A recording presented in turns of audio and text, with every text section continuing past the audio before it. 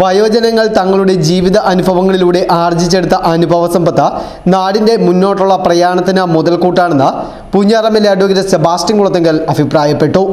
വയോജനങ്ങളുടെ കൂട്ടായ്മയും സൗഹൃദവും പരസ്പര വിശ്വാസവും സംരക്ഷണവും ഉറപ്പുവരുത്തി കൂട്ടിക്കൽ പഞ്ചായത്തിനെ വയോജന സൗഹൃദ പഞ്ചായത്ത് ആക്കുവാനുള്ള പരിശ്രമങ്ങളുടെ ഭാഗമായി രൂപീകരിക്കുന്ന പഞ്ചായത്ത് തല വയോജന ക്ലബിന്റെ ഉദ്ഘാടനം നിർവഹിച്ച് സംസാരിക്കുകയായിരുന്നു അദ്ദേഹം.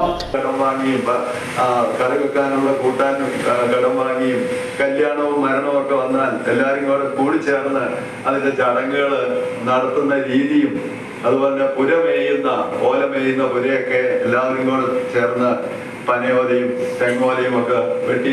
കുട്ടിക്കൽ ഗ്രാമപഞ്ചായത്ത് പ്രസിഡന്റ് ബിജോയ് ജോസ് അധ്യക്ഷത വഹിച്ചു. യോഗത്തിൽ ജില്ലാ പഞ്ചായത്ത് അംഗം PR അനുപമ മുഖ്യപ്രഭാഷണം നടത്തി.